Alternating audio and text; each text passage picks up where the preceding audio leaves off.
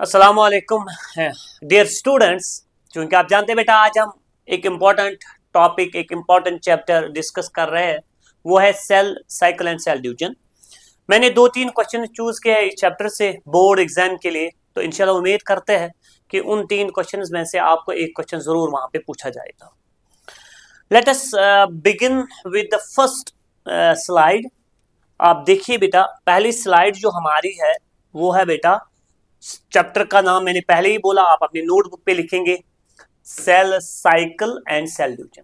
लिखा बच्चों? और फिर उसके बाद जो पहला क्वेश्चन हम डिस्कस करेंगे बेटा वो है ये, what is cell cycle, explain in detail interphase of cell cycle. ठीक, चैप्टर ये जो टॉपिक है बेटा बहुत इंपॉर्टेंट और इंटरेस्टिंग टॉपिक है बेटा। What is cell cycle, explain in detail interphase of the cell cycle. आप अपनी टेक्स्ट बुक आगे रखिएगा बेटा, और मैं टेक्स्ट बुक की लाइंस ही यहाँ पे कोट करूंगा आपके सामने। ज्यादा डिटेल हमें जाने की जरूरत नहीं है, लेकिन जितना आपको चाहे उतना मैं जरूर बोलूंगा इंशाल्लाह। देखिए बच्चों, आंसर कैसे आप स्टार्ट करेंगे बेटा। पहले हम पहले वाले पार्ट का आंसर देंगे, that is what is cell cycle. तो लिखूंगा मैं यहाँ पे, आप मेरे साथ नोट बनाएंगे बेटा, सेल साइकिल होता क्या है। आप पहले डेफिनेशन लिखेंगे और उसके बाद में समझाऊंगा थोड़ा बेटा इसको, ये होता क्या है। लिखो बच्चों, cell cycle, the sequence of events, the sequence of events, the sequence of events by which, the sequence of events by which cell duplicates, by which cell duplicates its genome, आप सिंपल में यहां लिख सकते हैं by which cell duplicates its DNA। हम ऐसा भी लिख सकते हैं, कोई इश्यू नहीं। यहां पे आप लिख सकते हैं बेटा DNA by which cell duplicates its genome and other constituents। other constituents का मतलब होता है बेटा like you know that cell organelles होते हैं सेल के अंदर, तो उनको भी डबल करना है, उनको भी डुप्लीकेट करना है। तो sequence of events by which cell duplicates its genome and other constituents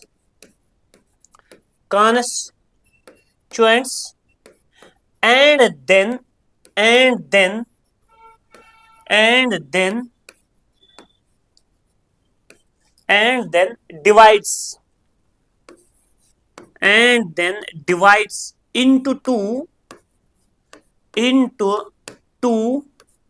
daughter cells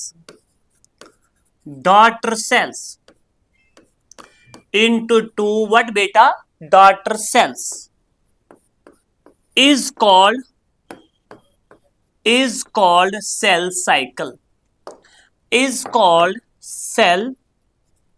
cycle, ठीक है बच्चों। देखिए जिधर मैंने यहां पे लिखा है the sequence of events by which cell duplicates its genome and other constituents and then divides into two daughter cells is called as cell cycle. तो ये पहले पार्ट का आंसर है बेटा। मतलब अगर आपके पास मिसाल के तौर पर बेटा, अगर आपके पास एक सेल है, ये आपके पास एक सेल है, ये सेल अब डिवाइड करेगी। सबसे पहले सेल को अपने तमाम कॉन्स्टिट्यूएंट्स और जो सेल के अंदर जीनोम है उसको डुप्लीकेट करना होगा, ठीक है ना। मानते हैं 2 मिनट के लिए बच्चों इस सेल ने वो काम करके दिया, मानते हैं, और कॉमन सेंस है बेटा सेल का साइज इंक्रीज हो जाएगा, सेल की ग्रोथ हो जाएगी। आप यहां पे लिख सकते हैं बेटा इसमें ग्रोथ होती है बेटा, ठीक है ना। अच्छा, फिर इस ग्रोथ के बाद सेल अब तैयार है डिवीजन के लिए। नाउ दिस सेल विल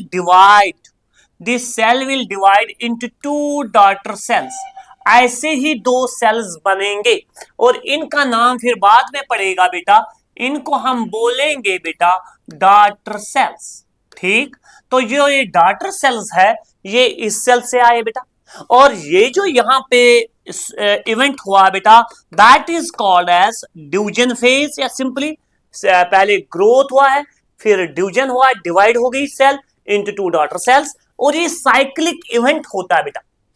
ये दो सेल्स फर्दर ग्रो करेंगे, फर्दर डिवाइड करेंगे, और अल्टीमेटली नंबर ऑफ सेल्स जो है वो इंक्रीज होता जाएगा। तो ये साइक्लिक इवेंट जो है इसी को हम कहते हैं बेटा सेल साइकिल। तो आप सेल साइकिल की जो डेफिनेशन है बेटा एक तो डिफाइन करेंगे, फिर बाद में ये डायग्राम बनाएंगे, और आपको पहला पार्ट इसका कंप्लीट हुआ है। अब जब हम देखते हैं बेटा इस मतलब इस का दूसरा हिस्सा जो है वो कहता है हमें explain in detail interphase of cell cycle. चलिए बच्चों अब हम बात करते हैं बेटा what is interphase of this cell cycle. Clear? तो लिखूंगा बेटा वो डिटेल में हमें डिस्कस करना होगा बेटा। तो बच्चों यहां पे मैं लिखूंगा interphase of the cell cycle, interphase of cell cycle. ठीक, देखो बच्चों यू नो दैट बेटा अगर हम यहां पे नजर रखेंगे बेटा, अच्छे से नजर रखेंगे बेटा, मानते बेटा ये हमारे पास एक साइकिल है ना, सेल साइकिल है बेटा, ठीक है ना। तो अगर हम देखेंगे बेटा यहां पे हम इसको दो हिस्सों में डिवाइड करेंगे, एक हिस्सा ऐसा मानते बच्चा ये है एक हिस्सा, ये बड़ा सा हिस्सा, और दूसरा हिस्सा जो यहां पे आपके पास सेल थी, ये मानते हैं बच्चों ये आपके पास सेल है, इस सेल को डिवाइड करना है। अभी मैंने आपको सिखाया सेल साइकिल में कि इस सेल को पहले ग्रोथ करनी पड़ती है, और इस सेल का जो साइज ओवरऑल साइज ये तो बढ़ जाएगा, सीधी सी बात। और यहां से लेके बराबर यहां तक जो ये फेज है, ये जो मैंने उधर नाम लिखा ग्रोथ वाला फेज है, इसको हम यहां पे नाम देते हैं बेटा, इसी को नाम देते हैं बेटा इंटरफेस। और जो ये दूसरा ये पार्ट में यहां पे ऐड करूंगा, जो ये दूसरा हिस्सा है बेटा इसको हम कहते हैं बेटा एम फेज। याद रखिएगा बेटा एम का मतलब है division phase, mitotic phase, division phase, जहां पे सेल अब दो हिस्सों में डिवाइड होके दो डॉटर सेल्स बनाती है। तो अगर हम यहां पे बात करेंगे क्या हमें सर एम फेज डिस्कस करना है या इंटरफेस डिस्कस करना है, आपका क्वेश्चन बोल रहा है कि आप डिटेल में डिस्कस कीजिएगा, that is called as interphase. वो यहां से अगर इस डायग्राम पे नजर मारेंगे बेटा एक पॉइंट हमें पहले सीखने को मिलता है, ये दो फेज में से लॉन्गेस्ट है, तो लिख सकते हैं लॉन्गेस्ट फेज, पहला पॉइंट लॉन्गेस्ट फेज है ना, इंटरफेज लॉन्गेस्ट फेज है। और टेक्स्ट बुक की लाइन है इसमें तकरीबन जो टाइम लगता है more than I can say that more than 95% time is consumed in it, I can say more than 95% time is consumed in it.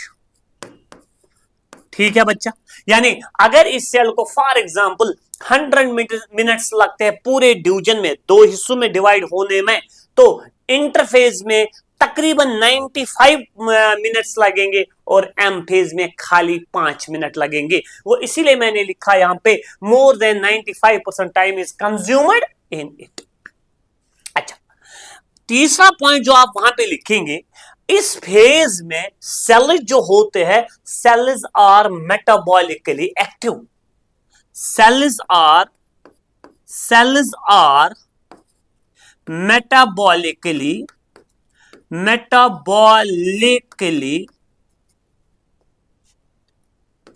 Active, metabolically active cells in this phase. किस phase में बच्चों? Interphase में sales जो होते हैं वो होते हैं मेटाबॉलिकली एक्टिव, हाईली एक्टिव होते हैं। क्योंकि इसमें इसमें सेल की ग्रोथ होनी है बेटा, सेल को प्रिपरेशन करनी है, किस काम के लिए, डिवीजन के लिए। इसीलिए इस फेज में ये पूरी सेल होती है metabolically active.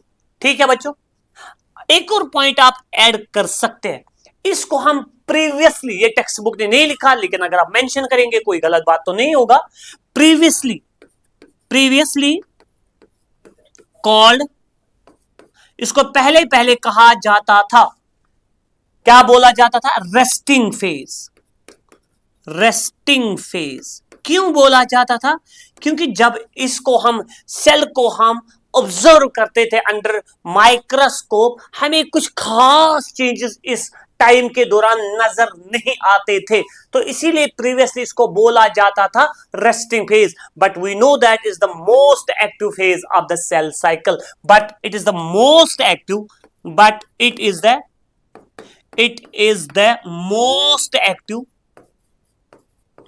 most active phase of cell cycle,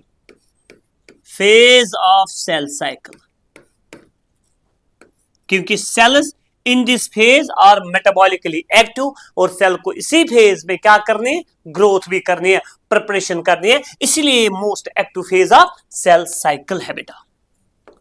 कौन सा फेज बेटा, इंटरफेज। चलिए, ये जो कॉमन पॉइंट्स इंटरफेज के बारे में मैंने बोले बेटा, ये आप याद करेंगे। अब अगर हम नजर देंगे बेटा इसी इंटरफेस को, this interface is divided into 3 sub phases. कितने फेजेस में डिवाइड हुआ, 3 सब फेजेस में। एक को हम कहते हैं G0 फेज यानी G0 फेज, सॉरी यहां पे एक मिनट, यहां पे इसको बोलेंगे बेटा हम G1 फेज। ठीक है बेटा, यहां पे हम लिखते हैं G1 फेज, G0 अलग है बेटा, वो हम आगे पढ़ेंगे। दूसरे को हम कहते हैं S फेज, और तीसरे को हम कहते हैं G2 phase. G1 phase, S phase and G2 phase, यानी interphase is further divided into 3 sub phases. क्या बच्चों मैं ऐसे लिख सकता हूं नोट में बेटा, इंटरफेज जब हम लिखते हैं बेटा, इसको हम लिख सकते हैं जिगर मेरा ऐसे कितने हिस्सों में, कितने स्टेप्स में ये डिवाइड हुआ है, कितने सब फेजेस में डिवाइड हुआ बेटा, ये हुआ है 3 सब फेजेस में डिवाइड। एक का नाम आता है G1 फेज, और दूसरे का नाम आता है बेटा S फेज, और तीसरे का नाम आता है बेटा G2 फेज। डन, ओके बच्चा। पहले हम बात करेंगे बेटा G1 फेज की। अगर हम G1 फेज की बात करेंगे बेटा, हम क्यों ना डायग्राम पे जाएंगे, यहां पे मैं पॉइंट्स लिखूंगा।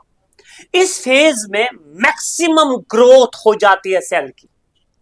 मैक्सिमम ग्रोथ जो होती है, अगर मैं यहां पे भी पॉइंट्स लिखूंगा कोई गलत बात नहीं होगी बेटा, इसी में लिखूंगा, फिर मैं अलग भी लिखूंगा।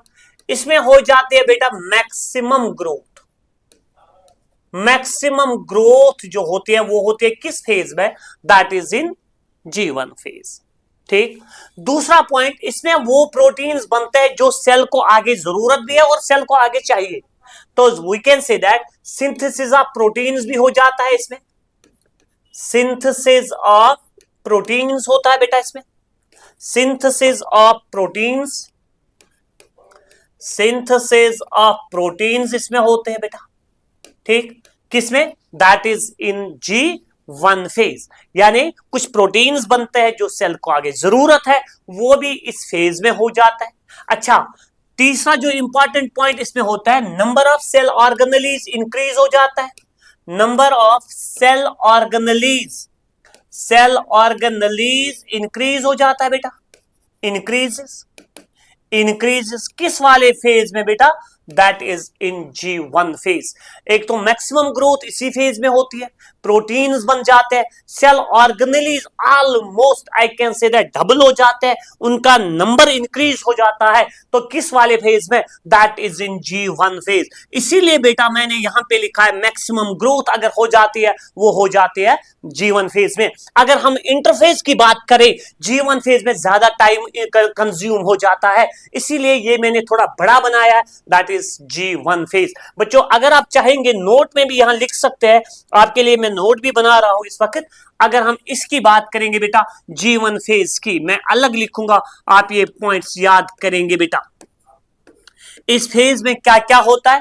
पहला पॉइंट हम लिख सकते हैं मैक्सिमम ग्रोथ, अभी मैंने बोला बेटा maximum growth of the cell, maximum growth of the cell इसी फेज में होता है बेटा।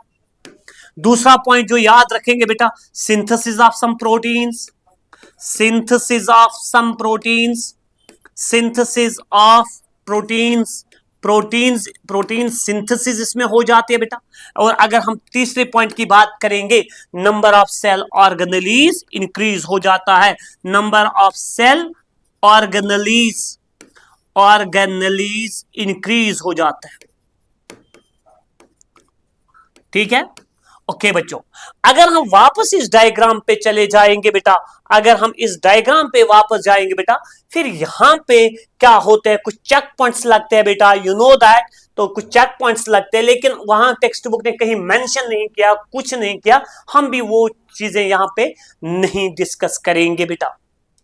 जो ये सेल साइकिल ओवरऑल होता है ना बेटा, इट इज जेनेटिकली कंट्रोल्ड। इसको जेनेटिकली कंट्रोल ये होता है।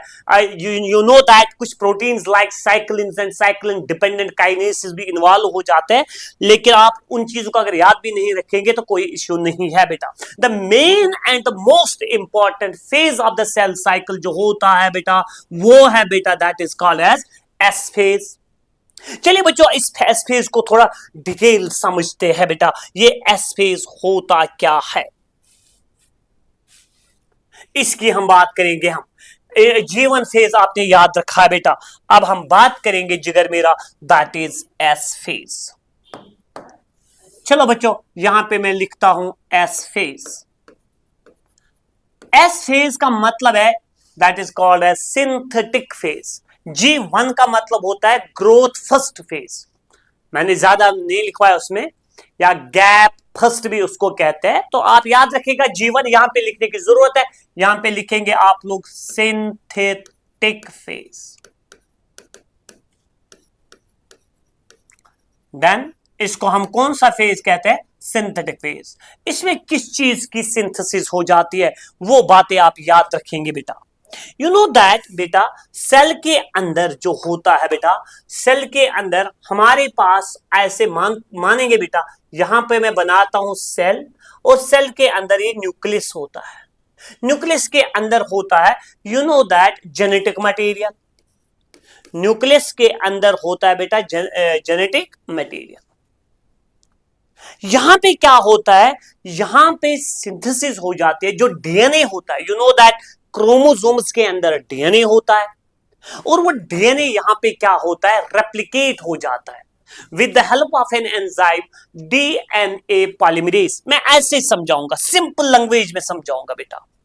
अगर यहां पे ये डीएनए था, ये डीएनए था बेटा, ये डीएनए था, और हर एक क्रोमोसोम के पास अपना अपना डीएनए होता है, और वही डीएनए रेप्लिकेट करेगा। रेप्लिकेट करेगा कौन? डीएनए किस फेज में? That is in S phase. आप टू द पॉइंट यहां याद रखिएगा बच्चा, वो पहला पॉइंट आप याद रखेंगे, replication of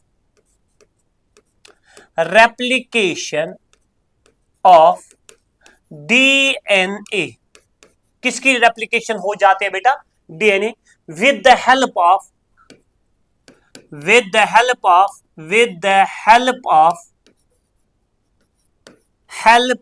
DNA polymerase.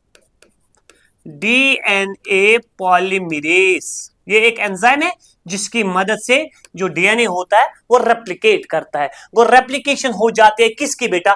That is DNA की। मानते हैं ये डीएनए था और इसी की क्या हो गई बेटा? इसी की हो गई replication.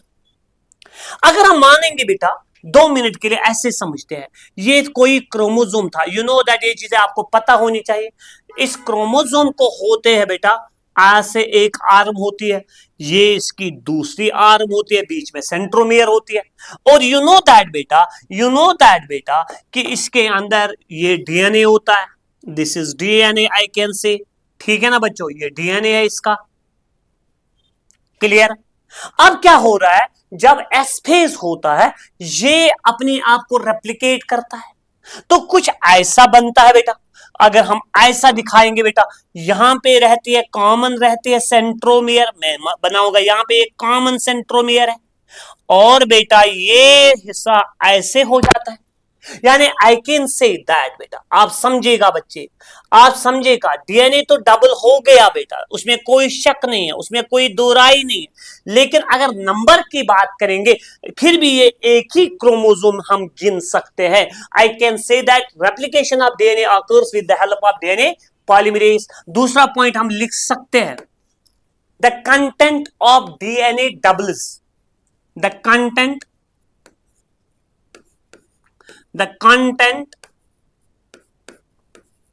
of DNA doubles, DNA का कंटेंट जो है ये डबल हुआ है, but the number of chromosomes remain same, but the number of chromosomes remain same. बेटा क्रोमोसोम का नंबर रहता है सेम, मगर कंटेंट जो है डीएनए का वो हो जाता है double, but the number of chromosomes remains same. Done. अगर हम देखेंगे बच्चों, अगर एक डिप्लॉइड सेल की बात करते हैं, तो अगर मैं डिप्लॉइड सेल की बात करूंगा, diploid cell you know that उसमें होता है बेटा 2n, वो रहेगा 2n ही, क्योंकि नंबर ऑफ क्रोमोसोम पे कोई असर नहीं आया। लेकिन अगर उसमें लिखूंगा कंटेंट ऑफ डीएनए 2c के बराबर है, वो बन जाएगा 4c, यानी कंटेंट हो जाता है डबल।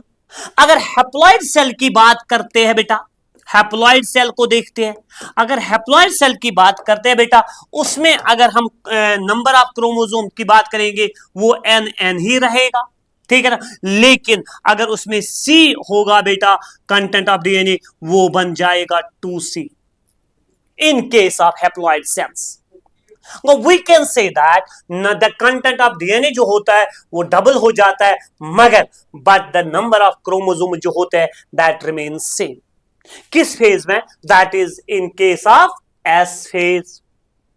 और एक पॉइंट बेटा, क्योंकि आप जानते हैं, अगर पता भी नहीं होगा याद रखिएगा, यहां पे एक खास प्रोटीन बनता है, उन प्रोटीन्स का नाम है हिस्टोन प्रोटीन्स, वो उनकी भी सिंथेसिस हो जाती है इसी वाले फेज में। किस वाले फेज में? That is in S phase. वो आई कैन से दैट बेटा हियर, मैं बोलूंगा बेटा यहां एक और पॉइंट आप ऐड कर सकते हैं, synthesis of histone proteins, synthesis of histone proteins, ये याद रखिएगा बच्चा, हिस्टोन प्रोटीन्स, यानी ये वो प्रोटीन है जो बन जाता है बेटा किस वाले फेज में? That is in S phase. किन प्रोटीन्स की सिंथेसिस होती है? Histone proteins. उसी के ऊपर हम वाउंड करते हैं, उसी के ऊपर हम कॉइल करते हैं, किसको? डीएनए को, ताकि ये कम स्पेस पकड़ेगा किसमें? न्यूक्लियस के अंदर। तो ये 12th की डिटेल है, फिर आगे आप इतना याद रखिएगा। और एक चीज है बेटा, यहां क्या हो जाता है, जो सेंट्रोसोम होता है, आपने नाम सुना होगा बेटा, सेंट्रियोल्स होते हैं। सेंट्रियोल्स अगर एनिमल सेल की बात करेंगे, वो भी क्या होते हैं? सेल ऑर्गेनेलीज होते हैं एनिमल सेल्स के अंदर, और वो भी क्या होता है? डबल हो जाते हैं। तो आई कैन से दैट बेटा उनकी क्या हो जाते हैं? वो भी रेप्लिकेट हो जाते हैं। किस वाले फेज में? यानी वो भी क्या हो जाते हैं? डबल हो जाते हैं। सेंट्रोसोम एक और कॉपी बनाता है, यानी I can say that in which phase? That is in S phase, यानी रेप्लिकेशन ऑफ सेंट्रोसोम, या you can write here duplication, no issue, of centrosome, ठीक है ना बेटा। वो आई कैन से दैट जो सेंट्रोजोम होता है, you know that is I can say that बेटा हियर।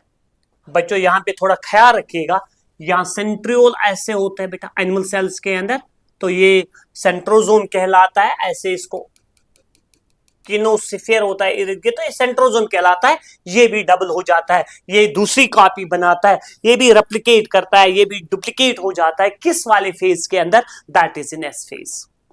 क्लियर? वो रेप्लिकेशन किसकी भी हो जाती है, that is we can say that centrosome की। क्लियर? ये 3 पॉइंट्स जो है they are very important in case of S phase. देखिएगा बच्चा, इसके बाद हमारा आता है, यू नो दैट बेटा, एक और phase that is called as G2 phase. इसको हम बोलते हैं ग्रोथ सेकंड फेज, या बोलते हैं बेटा गैप सेकंड फेज। ये नोट आप बना रहे हैं बेटा, अच्छे से बनाओ। ग्रोथ फेज, सेकंड फेज में नंबर 1 होता है सिंथेसिस ऑफ टिब्यूलिन प्रोटीन। एक प्रोटीन है, that protein is called as tubulin protein. उसकी सिंथेसिस हो जाते हैं किसके अंदर? That is in G2 phase. For the synthesis of microtubules, for the synthesis of microtubules। Microtubule छोटे छोटे ऐसे होते हैं, वो आगे जरूरत लगेंगे बेटा किसको? स्पिंडल फाइबर बनाने को बेटा। तो इसीलिए for the synthesis of what? Microtubules बनाने के लिए प्रोटीन की जरूरत है, that protein is called as tubulin protein. और वो भी किस फेज में बन जाता है बेटा? That is synthesized in G2 phase. Done. और यहां पे एक और चीज होता है, फर्दर इंक्रीज हो जाता है। ये पहला पॉइंट है बेटा। दूसरा, फर्दर इंक्रीज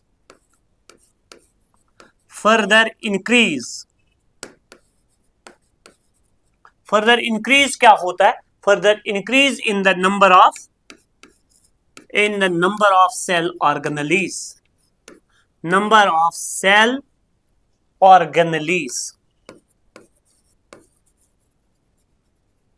उनको फर्दर, यानी अगर कुछ सेल ऑर्गेनेलीज अभी कम है, वो फर्दर डिवाइड होके और उनका नंबर बढ़ जाता है बेटा। ठीक है ना बच्चों? तो इसीलिए यहां पे मैंने लिखा है further increase in the number of cell organelles. किस वाले फेज के अंदर होता है? That is in G2 phase. बच्चों अगर आप यहां डायग्राम में दिखाएंगे तो ठीक है, क्या दिखाना है बेटा? देखिए, यू नो दैट बेटा, आप जानते हैं बेटा, इस फेज की भी हमने बात की है, यानी इस फेज की हमने बात की है बेटा। और यहां पे अगर देखा जाए, यहां पे अगर आप देखेंगे, यहां पे याद रखिएगा, यहां पे मैं लाइन मारूंगा, इसको यहां पे हम लिखते हैं G0 फेज, है ना? तो ये लेकिन आपको यहां पे डिस्कस करने की जरूरत नहीं है। G0 फेज एक अलग है, ये कुछ सेल्स चले जाते हैं इस वाले फेज में, और फिर यूजुअली हमें देखने को मिलता है कुछ सेल्स परमानेंटली इसी फेज में रहते हैं, और फिर after maturation, after adult stage, कुछ सेल्स इससे फिर अगर जख्म वगैरह लग जाएगा इससे बाहर भी आते हैं। लेकिन इस फेज का डिस्कशन आपको नहीं करने की जरूरत है। आप यही 3 फेज याद रखिएगा बेटा यहाँ पे, that is G1, S and G2 phase. ठीक है ना बेटा? G0 फेज को डिस्कस करने की जरूरत नहीं है, लेकिन डायग्रामेटिकली आप दिखा सकते हैं बेटा। ठीक है जिधर, तो ये आप दिखा सकते हैं, आपके टेक्स्ट बुक पे मेंशन है। इतना अगर आप लिखेंगे बेटा इंटरफेस में, ये आपके लिए काफी है। तो पहला पार्ट जो सेल साइकिल का है वो हमने कंप्लीट किया है। पहला ये वी कैन से दैट पहला क्वेश्चन। चलिए देखते हैं क्या ये कंप्लीट हमारा क्वेश्चन हुआ कि नहीं हुआ बेटा। चलिए यहां पे देखते हैं, क्या मैंने ये पढ़ाया आपको बेटा? What is cell cycle, explain in detail interphase of the cell cycle. तो ये आपके साथ मैंने पूरा डिस्कस किया, और जितना मैंने लिखवाया बच्चों इतना ही आप याद करिएगा बेटा। अगर बोर्ड में ये क्वेश्चन आया तो आप इतना ही याद करिएगा बेटा, कोई इश्यू नहीं होगा। दूसरा क्वेश्चन हम अब देखते हैं, दूसरा क्वेश्चन हमारा क्या है बेटा? ठीक है, वो देखते हैं कि हमारा दूसरा क्वेश्चन क्या है। देखिएगा बच्चों, हमारा जो दूसरा क्वेश्चन है वो है what is meiosis, what is meiosis, explain prophase first of meiosis, prophase first of meiosis, first ही होगा, सीधी सी बात है, ठीक है ना। ये बड़ा आई कैन से दैट ये थोड़ा लंबा है, इसमें बहुत कंसेप्ट्स है बेटा, वो हम क्लियर करने की कोशिश करेंगे बेटा। तो इंशाल्लाह आप मेरे साथ जुड़ के रहेंगे और इस क्वेश्चन को अच्छे से हम देखते हैं। बेटा मैंने पूरा चैप्टर तो नहीं पढ़ा है क्योंकि बोर्ड है, बोर्ड के एग्जाम के कुछ आई कैन से दैट वो क्वेश्चंस आपके साथ डिस्कस कर रहे हैं जो बहुत इंपॉर्टेंट लग रहे हैं, तो यही मैंने उठाया, that is what is meiosis, explain prophase first of meiosis first, ठीक है ना। ये क्वेश्चन हम पढ़ते हैं बेटा। देखो बच्चों, अगर हम देखेंगे पहले इसका हम आंसर ऐसे स्टार्ट करते हैं। व्हाट इज मियासिस, सबसे पहले जो मियासिस है, मियासिस एक ऐसा डिवीजन है, ठीक है ना बच्चों, जिसमें एक सेल से 4 सेल्स बनते हैं, ठीक है ना। एक डिप्लॉइड सेल से 4 हैप्लॉइड सेल्स बनते हैं, ये पहला पॉइंट। और दूसरा पॉइंट ये है बेटा, ये जो मियासिस होता है जिन सेल्स के अंदर ये होता है उन सेल्स को हम कहते हैं मियोसाइट्स। तो पहला पॉइंट में यही लिखूंगा, cells showing meiosis are called myocytes.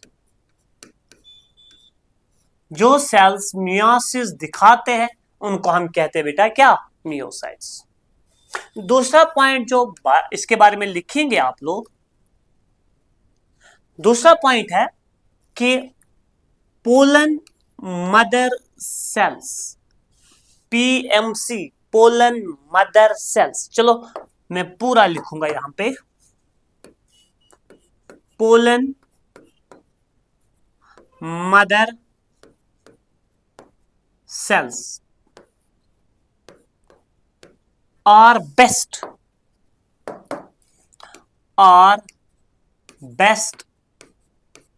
to study meiosis. Pollen mother cells are best to study what बेटा, meiosis। तीसरा पॉइंट जो आपको याद करने की जरूरत है, it is completed in 2 divisions। वो चलो वो पॉइंट इसके बाद में लिखूंगा। 1 diploid, meiosis is always shown by diploid cells। 1 diploid cell give rise to 4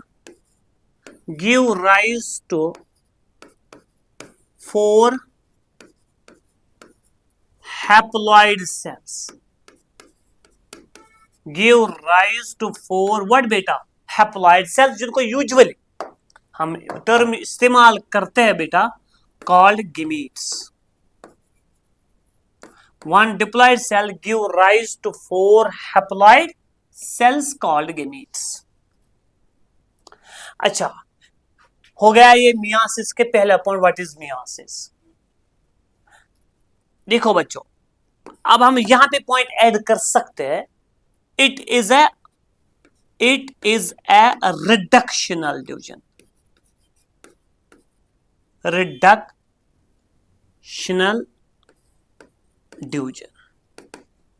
ये एक कौन सा डिवीजन है जिगर मेरा, ये एक रिडक्शनल डिवीजन है।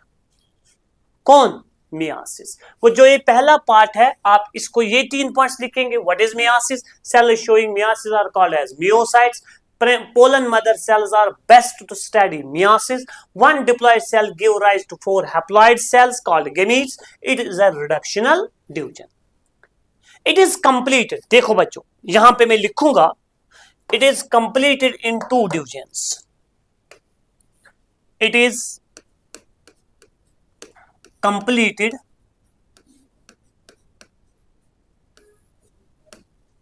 in 2 divisions, 2 divisions में ये बेटा क्या होता है, कंप्लीट। कौन, मियासिस। एक को हम कहते हैं मियोसिस 1 या मियोसिस फर्स्ट, और दूसरे को हम कहते हैं बेटा meiosis second. Meiosis second is same to that of mitosis. अगर आप घर में खुद भी पढ़ेंगे माइटोसिस तो पूरा चैप्टर आपको क्लियर हो जाएगा, ठीक है ना। तो अगर आप यहां पे देखेंगे, हमें मियोसिस फर्स्ट को पहले डिस्कस करना होगा, और मियोसिस फर्स्ट में ही आएगा पहले प्रोफेज फर्स्ट। चलिए बच्चों, हम देखते हैं इसी मियोसिस फर्स्ट को। इसी में आएगा बच्चों, आपको ऐसे ही लिखना पड़ेगा वहां पे, meiosis first. Actually it is the meiosis first जहां पे नंबर ऑफ क्रोमोसोम्स हाफ हो जाते हैं। वो द एक्चुअल रिडक्शनल डिवीजन अगर हम बात करेंगे, ये क्या मियोसिस लिख सकते हैं या meiosis first? It is meiosis first, मगर meiosis first is the part of meiosis, इसलिए हमने जनरली लिखा है मियोसिस। तो actually it is meiosis first, जो क्या है रिडक्शनल डिवीजन। इसी में नंबर ऑफ क्रोमोसोम्स, यहां पे मैं लिखूंगा पहला पॉइंट रिडक्शनल डिवीजन। दोबारा मैंने लिखा यहां पे reductional division, in which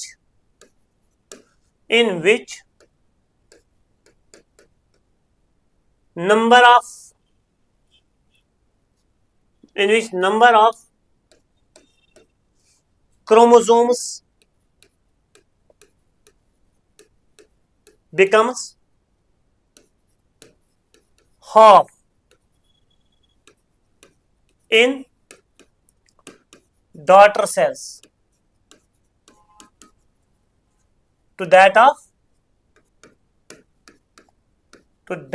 of their parental cell.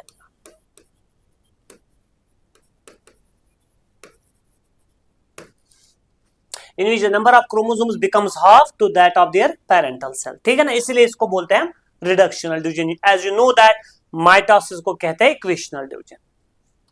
Meiosis first जो है ना, मियोसिस फर्स्ट ये कंप्लीट हो जाता है 5 सब फेजेस में। ये कंप्लीट हो जाता है बेटा 5 सब फेजेस में। Sorry, meiosis first is completed इन 4 सब फेजेस। 5 नहीं, 5 इसके बाद है 4 सब phases. Number 1 prophase first. Meiosis first जो है it is completed in 4 phases. Number 1 prophase first, metaphase first, anaphase first and telophase first, ठीक है ना।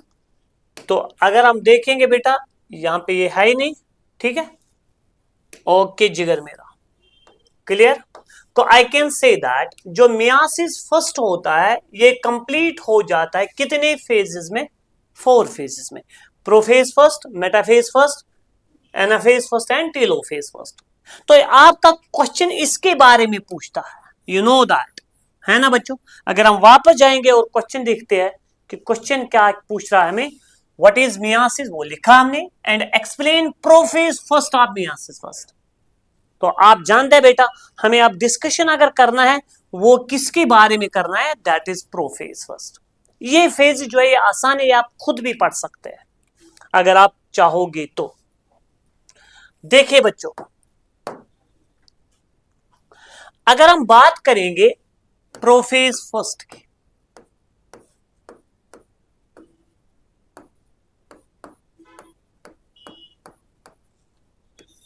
ठीक है। प्रोफेज फर्स्ट का जो पहला पॉइंट आप लिखेंगे, देखो अगर मैं यहां पे मानूंगा बेटा ये एक सेल है, ये एक यहां पे मियोसाइट है, सेल है जो सेल साइकिल में एंट्री मारी है, इसको डिवाइड करना है, इसको आगे गैमीट्स बनाने, ठीक है।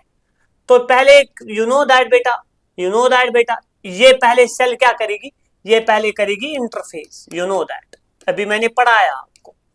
सेल करेगी इंटरफेस, उसमें पहले हो जाएगा G1, उसमें हो जाएगा S और इसमें हो जाएगा G2। क्लियर? फिर सेल स्टार्ट करेगी मियासिस, मगर मियासिस में जो पहला डिवीजन है that is myiasis first. Myiasis first के कितने सब फेजेस है? मियासिस फर्स्ट के कितने फेजेस है? 4, 1, 2, 3 और 4, है ना बच्चों? पहला क्या है? प्रोफेज फर्स्ट, दूसरा मेटाफेज फर्स्ट, एनाफेज फर्स्ट और last one is telophase first, है ना? मगर हमें किसका डिस्कशन चाहिए? That is prophase first. बच्चों इसी प्रोफेज फर्स्ट को हम यहां पे डिस्कस कर रहे हैं, टू द पॉइंट में पढ़ा रहा हूं। ये फेज है लॉन्गेस्ट, लॉन्गेस्ट है, ये सबसे बड़ा है इनमें से। अगर इनकी बात करें तो ये सबसे बड़ा है, लॉन्गेस्ट है। और दूसरा पॉइंट जो इसके बारे में, ये कॉम्प्लिकेटेड है, कॉम्प्लिकेटेड भी है, ये लॉन्गेस्ट भी है और ये थोड़ा कॉम्प्लिकेटेड भी है। कौन? Prophase first.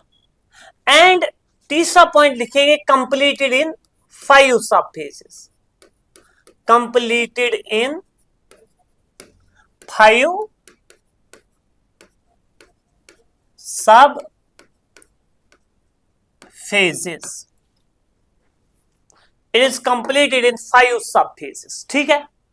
इस प्रोफेज फर्स्ट के 5 सब फेजेस होते हैं। ठीक है बच्चों? उनका मैं नाम यहां पे लिखूंगा। Number 1 A part leptotene, B part zygotene, C part pachytene, D part diplotene और ई पार्ट लिखेंगे डायकाइनेसिस।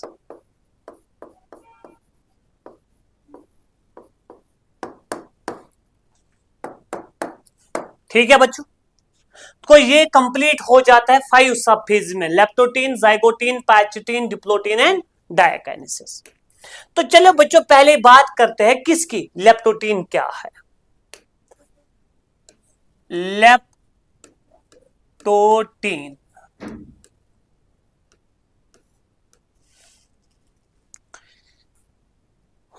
देखो बच्चों, अगर आपके पास ये मियोसाइट है, ये सेल है, मानो ये उस सेल का न्यूक्लियस है, इस न्यूक्लियस के अंदर होता है क्रोमैटिन मटेरियल, है ना?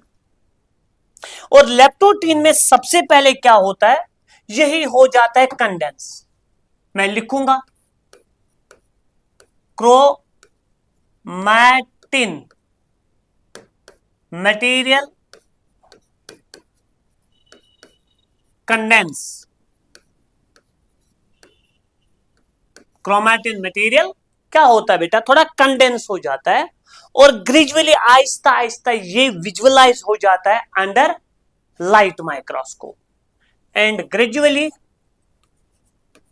becomes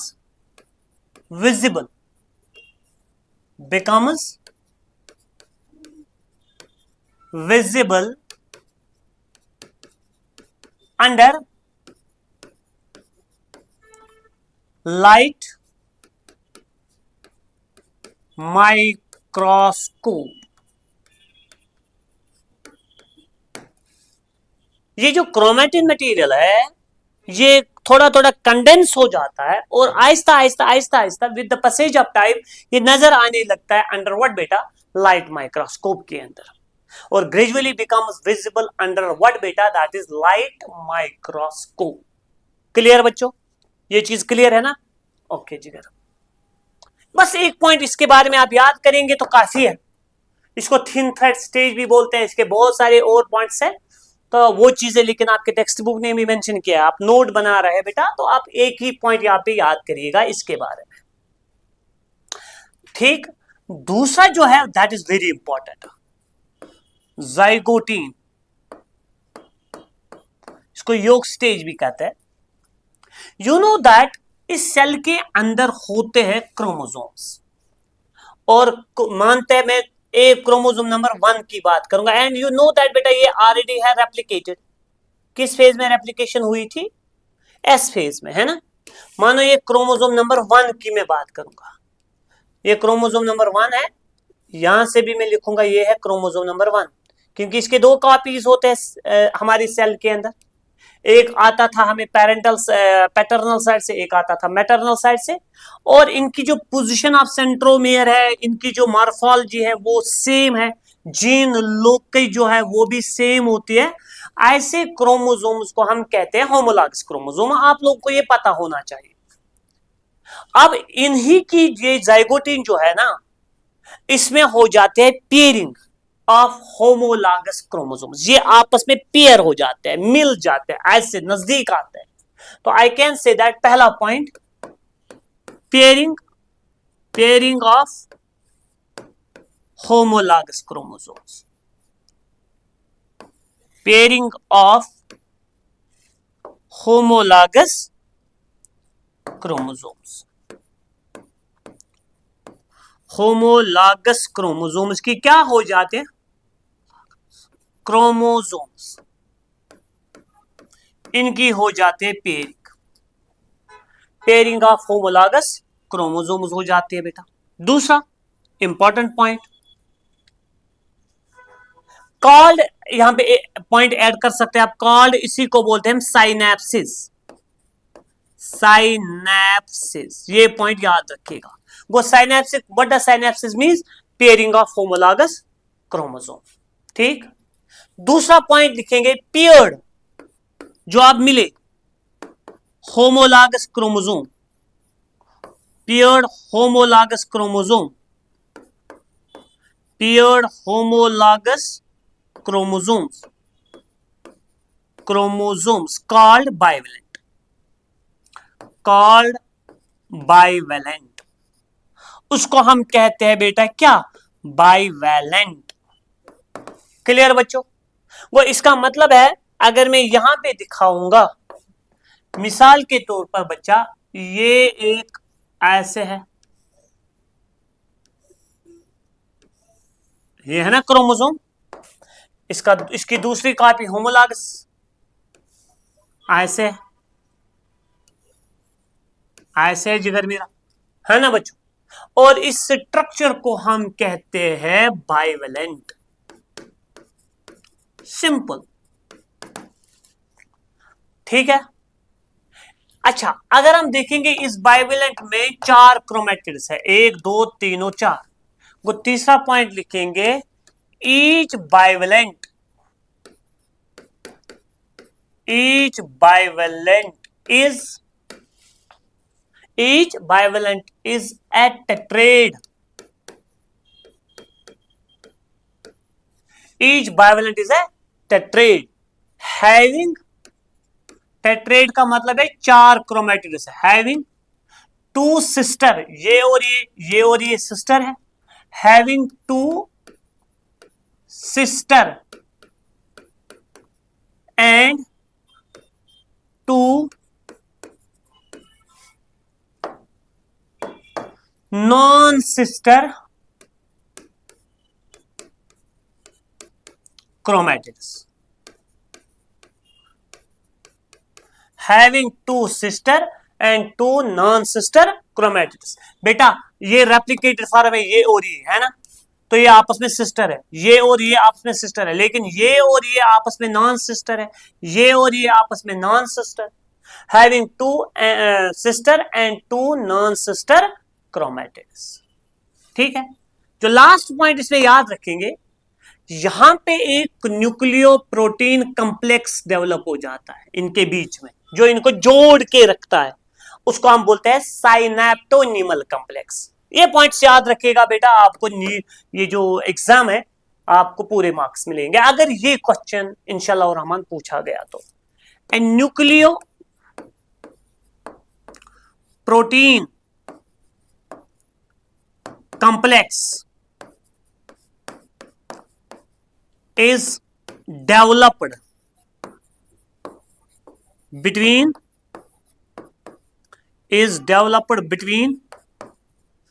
homologous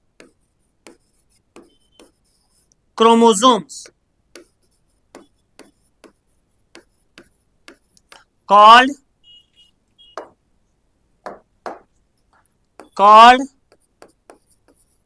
synaptonymal complex, called synaptonemal complex. उसको हम कहते हैं बेटा क्या? Synaptonemal complex. ये बन गया बेटा कॉम्प्लेक्स इनके बीच में। ठीक है बेटा, okay. What this complex is here called as synaptonemal complex. ठीक है बच्चों, ओके जिगर बेटा। Now the third one is pectin.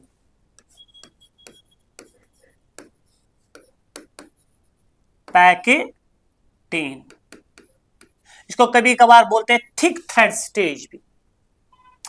ये कैरेक्टराइज हो जाता है, ये जो न्यूक्लियो प्रोटीन कॉम्प्लेक्स है ना बेटा, समझो बच्चों, ये जो यहां पे न्यूक्लियो प्रोटीन कॉम्प्लेक्स है, कुछ ऐसे स्ट्रक्चर्स नजर आते हैं पैक्टिन में जिनको हम कहते हैं रिकम्बिनेशन नोड्यूल। ठीक, तो it is characterized by the appearance of recombination nodule. ठीक है बच्चों, कौन? Pachytene. It is characterized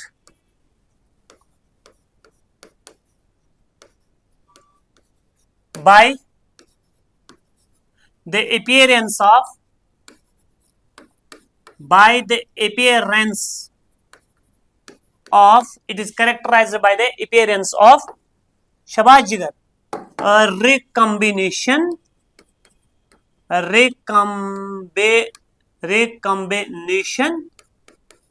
nodule. It is characterized by the appearance of recombination nodule. कौन सा फेज बच्चों? That is pectin. ये पहला पॉइंट पैक्टिन में आप लिखेंगे। और दूसरा पॉइंट, ये जो रिकम्बिनेशन नोड्यूल है ना बच्चों, यहां पे थोड़ा नजर रखिएगा। ये सिंपल में बोलूंगा, ये वो जगह है जहां पे इसका थोड़ा सा सेगमेंट इसमें जा सकता है और इसका थोड़ा सा सेगमेंट उसमें जा सकता है। को it is the site where exchange of DNA segments occur between क्या? सिस्टर के दरमियान या non sister? Between non sister chromatids exchange of genetic material हो जाता है, small segment, that is called as crossing over. उसको हम बोलते हैं क्रॉसिंग ओवर। वो जगह है जहां पे क्या चांस है? जहां पे चांस है कि यहां का थोड़ा सा हिस्सा इसमें जाता है, इसका थोड़ा सा हिस्सा उसमें चला जाता है, तो उसको हम बोलते हैं क्रॉसिंग ओवर। एक एंजाइम की जरूरत, एंजाइम कॉम्प्लेक्स की जरूरत लगती है, दैट्स कॉल्ड एज रिकम्बिनेज। वो यहां पे और एक पॉइंट हम ऐड कर सकते हैं, इट इज द साइट, कौन? रिकम्बिनेशन नोड्यूल, वायर सिंपल में लिखूंगा, wire crossing over occurs between non-sister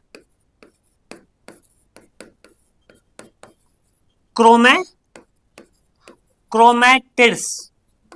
Between non-sister, it is the site where crossing over occurs between non-sister chromatids of homologous chromosomes. Homologous chromosomes. ठीक है बच्चों, with the help of enzyme complex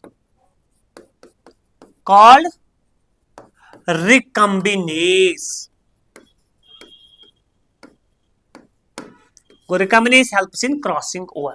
अगर आपको 1 marks का भी आ सकता है, crossing over किसको बोलते हैं, या नोट करके मैं रखूंगा बेटा, क्रॉसिंग ओवर। क्रॉसिंग ओवर किसको कहते हैं? Exchange of genetic material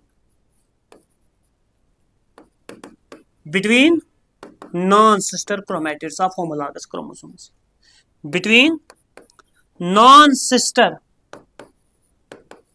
chromatids of homologous chromosomes. ठीक, वो ये चीज आप किस में लिखेंगे बेटा? That is in patch 10. ठीक है बच्चों.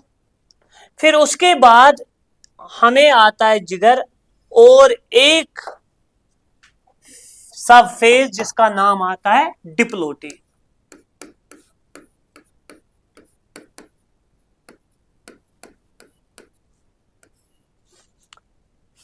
उस डिप्लोटीन में होता क्या है? It is characterized by the dissolution of synaptonemal का. ये जो साइनैप्टोनिमल कॉम्प्लेक्स बीच में बन गया था वही डिसॉल्व हो जाता है. It is characterised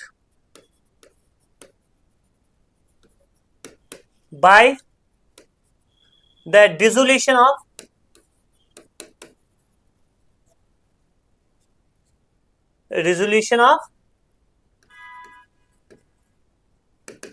dissolution of synaptonymal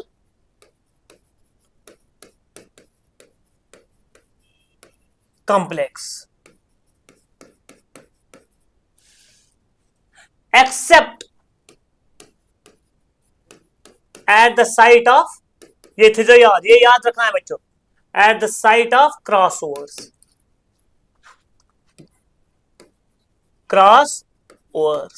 जहां पे क्रॉसिंग ओवर हुई है वहां पे साइनैप्टोनिमल कॉम्प्लेक्स परसिस्ट करता है, वहां पे भी डिसॉल्व नहीं हो रहा है. वो it is characterized by the dissolution of synaptonemal complex except at the site of crossovers. याद रखिएगा बच्चा. इसका मतलब ये आया कि जो यहां पे जो साइनैप्टोनिमल कॉम्प्लेक्स है ये डिसॉल्व हो जाता है. क्लियर बच्चों? अच्छा, दूसरा पॉइंट इसमें ऐड क्या करेंगे? Homologous chromosomes separate. Homologous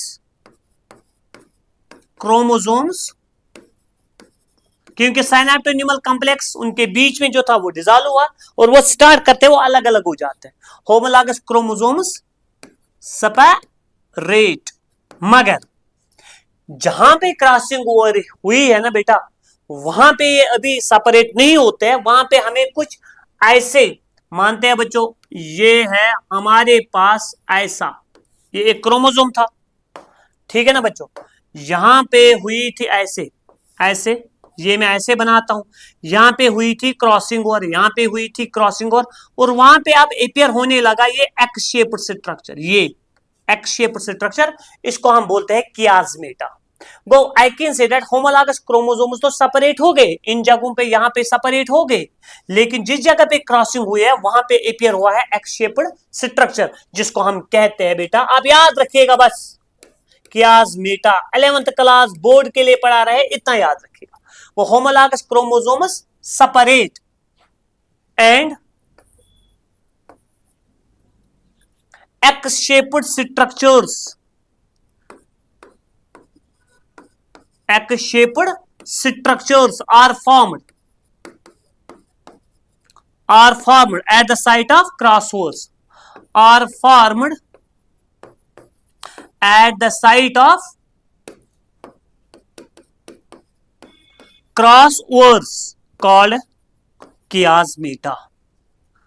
Called chiasmata. उसको हम बोलते हैं बेटा कियास्मेटा. इतना याद रखिएगा, उसको हम कियास्मेटा कहते हैं. डन हो गया बेटा. कौन सा फेज? डिप्लोटीन. ठीक है बच्चों? इसके बाद लास्ट वाला जो फेज है वो है डायाकाइनेसिस.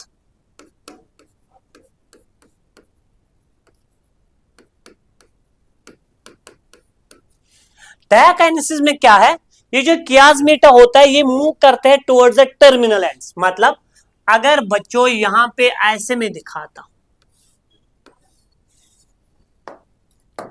ये जो कियास्मेटा ये मूव करता है अब यहां टर्मिनल एंड की तरफ, ऐसे, यानी ये बीच में था ऐसे, ये अब मूव किया इसने in zipper fashion towards the terminal end, उसको हम बोलते हैं टर्मिनलाइजेशन। तो it is characterized by, it is characterized by terminalization. Terminalization का मतलब है ये जो कियाजमेटा है ये मूव करता है टुवर्ड्स द टर्मिनल एंड्स, ये टर्मिनल एंड पे आप कनेक्टेड रहते हैं होमोलॉगस क्रोमोसोम्स, और ये किस फेज में हो जाता है, that is in diakinesis, it is characterized by terminalization. ठीक है बच्चों। दूसरा पॉइंट जो इसके बाहर जो अब बात करेंगे हम, जो ये न्यूक्लियर मेम्ब्रेन था ये डिसअपियर होने लगता है किस वाले फेज में, दैट इज इन डायकाइनेसिस। वो disappearance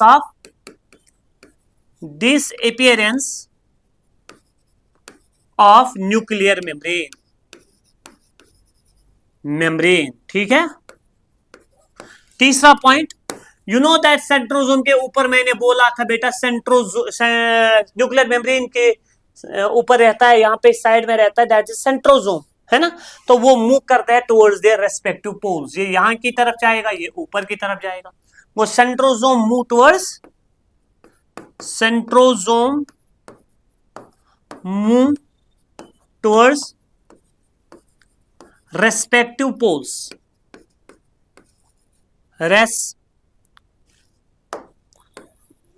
respective poles in the form of asters. बेटा ये बीच में फिर ऐसे जब ये यहां पहुंचते हैं ये कुछ ऐसे रेडिएट करते हैं, उनको बोलते हैं एस्ट्रल रेज, पूरे स्ट्रक्चर को हम बोलते हैं aster. Move towards respective poles in the form of asters.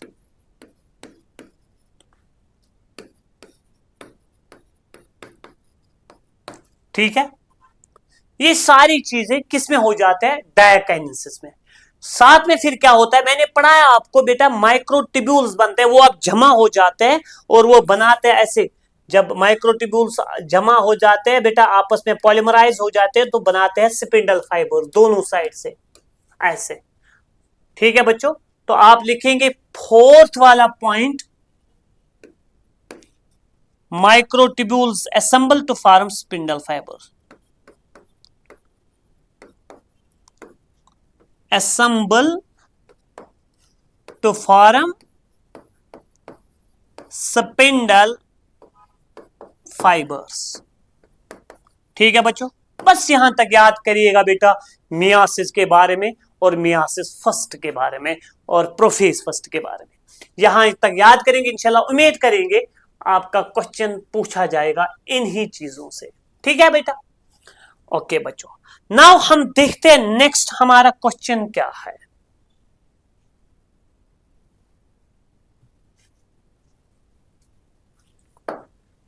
Differentiate between mitosis and myiasis. लग रहा है ये क्वेश्चन पूछ सकते हैं, वो टू द पॉइंट है।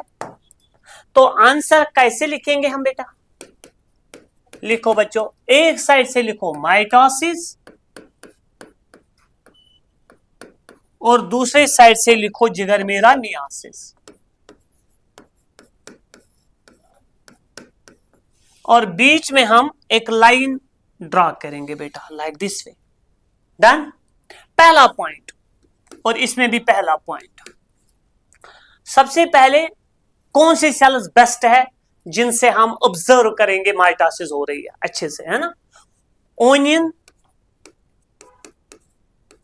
Root tip cells are best to study mitosis.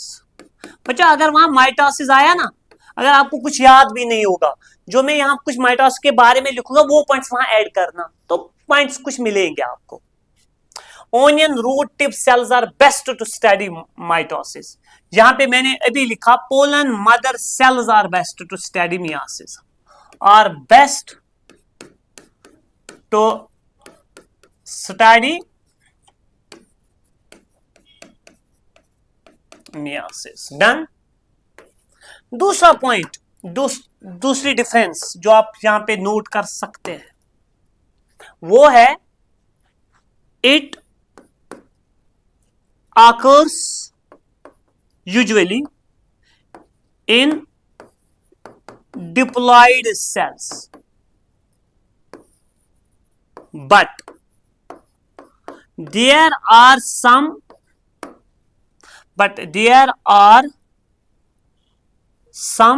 I can say but there are some haploid cells which shows mitosis during gamete formation. Haploid cells भी कुछ क्या दिखाते हैं, माइटोसिस, जब gamete banana. For example social insect, जैसे आप आगे 12th में पढ़ेंगे सोशल इंसेक्ट यानी हनी बीज, ड्रोन्स, हनी बीज में ब्रैकेट में लिखूंगा ड्रोन, मेल हनी बी है। ओके, आपके टेक्स्ट ने लिखा है यहां पे सोशल इंसेक्ट्स, और ये it always occurs in diploid cells, occurs in diploid cells। ये याद रखिएगा बच्चा। हो गए दो डिफरेंसेस। अब तीसरी डिफरेंस जो आप कोट कर सकते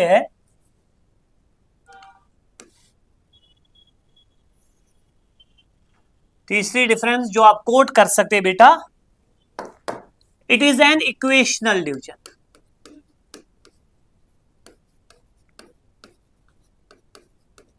It is an equational division। इसको यहां पे लिखेंगे it is a reductional division, जो मैंने समझा आपको, रिडक्शनल डिवीजन, क्योंकि इसमें नंबर ऑफ क्रोमोसोम्स हो जाते हैं हाफ, उसमें नंबर ऑफ क्रोमोसोम्स रहते हैं same. Reductional division. Fourth point, यहां भी हम फोर्थ लिखेंगे, it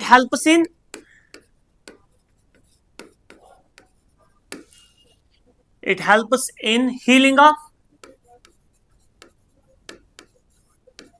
wounds, growth of an organism, growth of an organism, regeneration, और भी कुछ फंक्शंस है extra. It helps in the formation of gametes,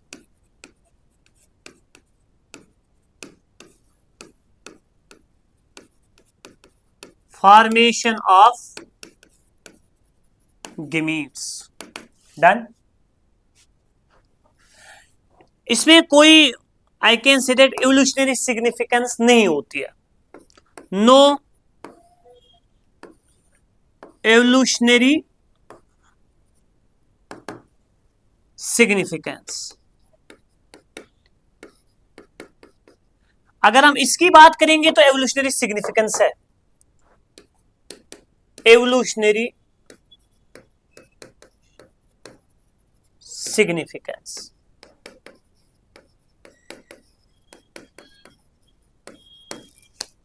done, हो गए 5। 6,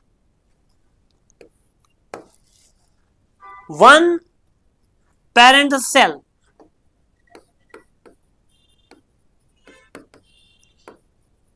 give rise to two daughter cells।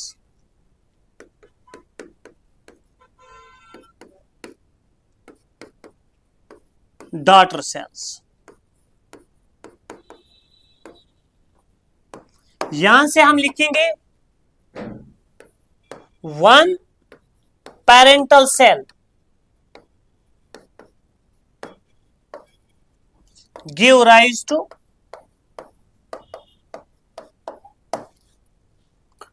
four haploid daughter cells।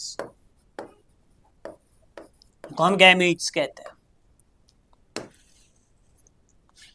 Sixth, अब और एक difference लिख सकते हैं, इट इज कंप्लीटेड इन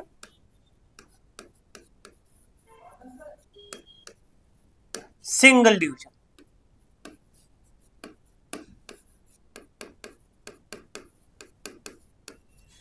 अगर हम यहां देखेंगे बच्चों, it is completed in 2 divisions.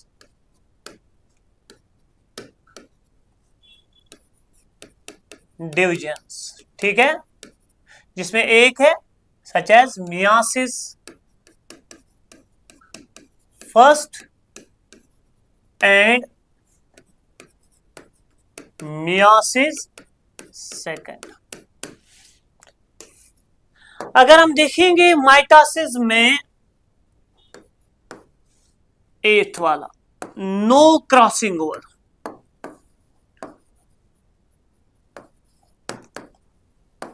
And no variation.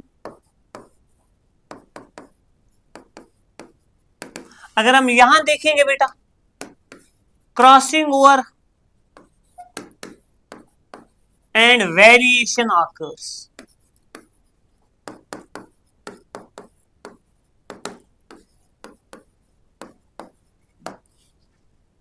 It maintains the number of chromosomes constant in body cells. It maintains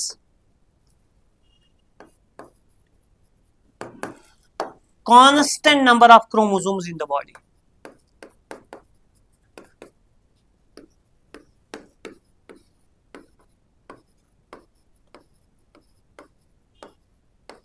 In an organism. ये क्या करता है? It maintains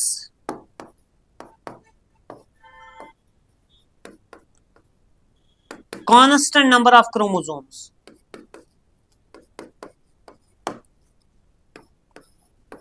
from generation to generation, है ना?